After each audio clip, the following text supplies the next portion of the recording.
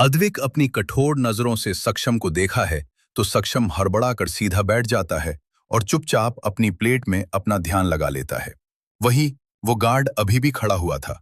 निविशा उसकी तरफ देखकर कहती है, अब क्या हुआ है आपको?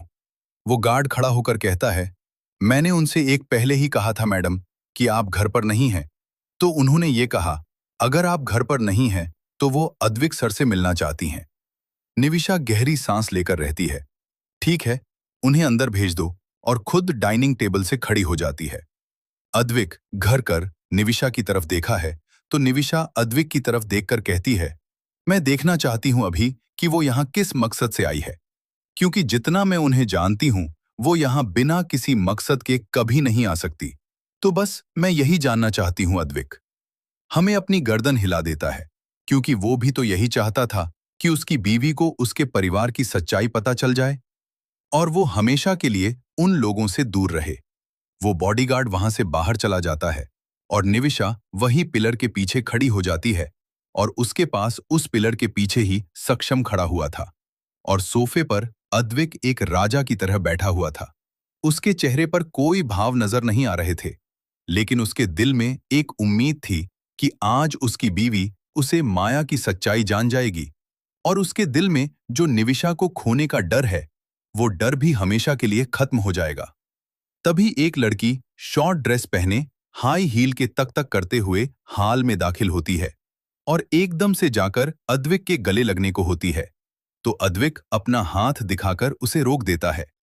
अद्विक के इस रवैया से माया को गुस्सा तो बहुत आता है, लेकिन वो अद्विक पर गुस्सा कर नहीं सकती थी, क्योंकि अद्विक उसकी पहुंच से बाहर था। वो पिछले 1 साल से अद्विक को सेड्यूस करने की कोशिश कर रही थी, लेकिन ऐसा कुछ हुआ नहीं था। तभी अद्विक अपनी कठोर आवाज में कहता है, तो मुझे क्यों मिलना चाहती थी, जबकि तुम्हें पता है कि तुम्हारी बहन घर पर मौजूद नहीं है? इस वक्त माया बड़े एटीट्यूड से दूसरे सोफे पर बैठ जाती है और कहती है, अद्विक, मैं तुमसे कितनी बार कहा है, वो बहियात लड़की तुम्हारे किसी काम की नहीं है। वो तुम्हें ना तो प्यार दे सकती है और न ही फिजिकल नीड्स को पूरा कर सकती है। उसे बेवकूफ लड़की से शादी करके तुमने अपनी जिंदगी बर्बाद की है। मैं कहती हूं, अगर उसे बीवी बनाकर रखना है तो रख लो, लेकिन मेरे साथ तुम फिजिकल तो हो ही सकते हो। माया की बात सुनकर अद्विक की आंखें और कठोर हो जाती हैं। उन काली गहरी आंखों में मौत का सन्नाटा पसरा हुआ था। वहीं पिलर के पास खड़ी निशा का चेहरा काला पड़ गया था। उसे उसके अतीत की बातें याद आने लगते हैं और उसके चेहरे पर और आंखों में नफरत नजर आने लगती है। सक्षम निविशा के चेहरे को बहुत गौर से देख रहा था।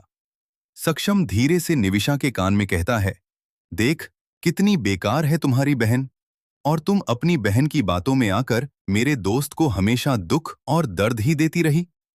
सक्षम की तरफ देखकर निविशा को याद आता है कि सक्षम उसके घर आया था, निविशा को मनाने के लिए, वापस अद्विक के पास ले जाने के लिए। लेकिन निविशा ने सक्षम की बहुत इंसल्ट की थी और उसे धक्के मारकर अपने घर से बाहर निकाल दिया था। फिर भी सक्षम उसके घर के बाहर खड़े होकर उससे बात करने की कोशिश करता था और एक दिन माया ने अपने आदमियों के द्वारा सक्षम को मरवा दिया था, क्योंकि सक्षम की जिद्दीपन को देखकर एक बार को निविशा के मन में आया था कि वह अद्विक से मिलकर सारी बातें क्लियर कर दे, लेकिन उससे पहले ही सक्षम की मौत हो गई थी। ये सब याद आते ही निविशा की आंखों में नमी आ जाती है और वह सक्षम की तरफ देखकर कहती है, आप फिक्र मत करो भाई, इस बार मैं माया के किसी चाल में